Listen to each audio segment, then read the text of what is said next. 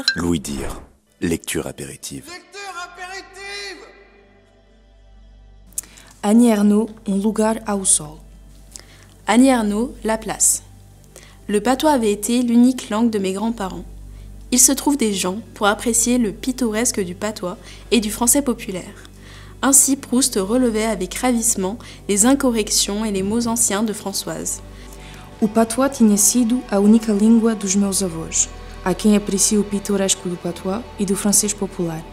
É assim que Proust encarava com elevo as incorreções e os vocábulos antiquados de Françoise. Seule l'esthétique lui importe, parce que Françoise est sa bonne et non sa mère, que lui-même n'a jamais senti ses tournures lui venir aux lèvres spontanément.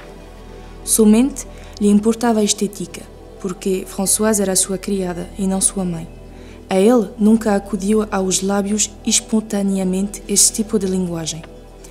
Pour mon père, le patois était quelque chose de vieux et de laid, un signe d'infériorité.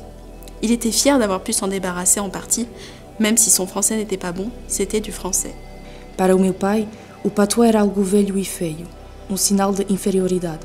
Orgulhava-se de ter podido desembaraçar-se dele em parte, ainda que o seu francês não fosse impecável, mas sempre era francês.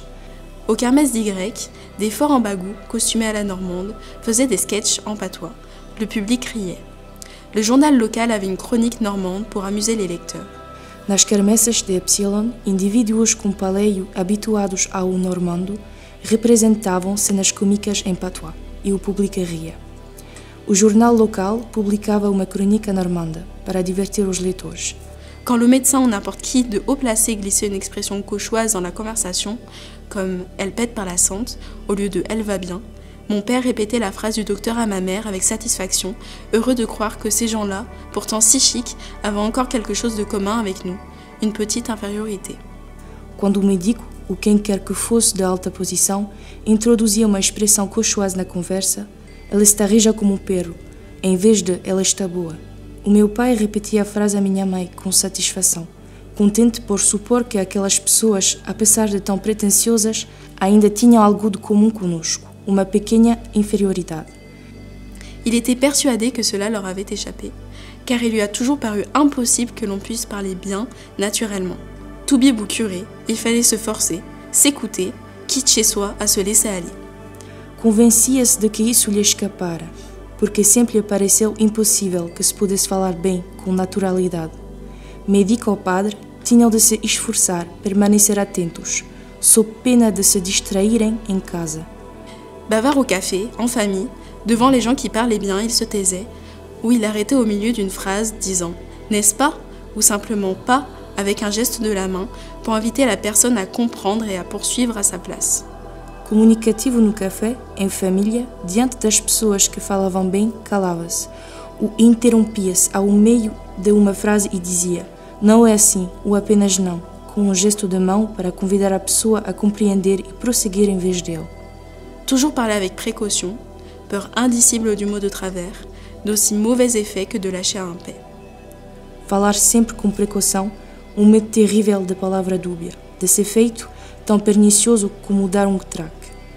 Mais il détestait aussi les grandes phrases et les expressions nouvelles qui ne voulaient rien dire. Tout le monde à un moment disait « sûrement pas » à tout bout de champ. Il ne comprenait pas qu'on dise deux mots se contredisant. Mas também detestava as grandes frases e as expressões novas, que não queriam dizer nada. Toda a gente em dado momento dizia de certo que não, a propósito de tudo e de nada. Ele não compreendia que se dissessem duas palavras que se contradiziam. À l'inverse de ma mère, soucieuse de faire évoluer, qui osait expérimenter, avec un rien d'incertitude, ce qu'elle venait d'entendre ou de lire, il se refusait à employer un vocabulaire qui n'était pas le sien. Ao contrário da minha mãe, preocupada em parecer evoluída, que se atrevia a experimentar com sorriso incerto, o que acabava de ouvir ou ler. Ela recusava-se a empregar vocabulário que não era o seu. Enfant, quand je m'efforçais de m'exprimer dans un langage châtié, j'avais l'impression de me jeter dans le vide. Em criança, quando me esforçava para me exprimir numa linguagem pura, tinha a impressão de me lançar no vazio. Une de mes frayeurs imaginaires, avoir un père instituteur qui m'aurait obligé à bien parler sans arrêt, en détachant les mots. On parlait avec toute la bouche. Dos meus terrenos imaginários, ter pai professor que me obrigasse a falar bem, permanentemente relançadas as palavras. Falávamos com a boca toda. Puisque la maîtresse me reprenait, plus tard, j'ai voulu reprendre mon père, lui annoncer que ce parterre, où 4 moins 12 heures n'existait pas. Il est entré dans une violente colère. Como a professora me repreendia, mais tarde eu quis repreender o meu pai, dizer-lhe que deslargar o há anos atrás não existiam. Entro numa cólera violenta. Une autre fois, comment voulez-vous que je ne me fasse pas reprendre si vous parlez mal tout le temps? Je pleurais. Il était malheureux. Tout ce qui touche au langage est dans mon souvenir motif de rancœur et de chicane douloureuse, bien plus que l'argent. Noutra ocasião, como quer que eu não seja repreendida se fala sempre mal, eu chorava. Ele ficava infeliz. Tudo que se refere à linguagem é, na minha recordação, motivo de rancor e de troça dolorosa, mais do que o dinheiro.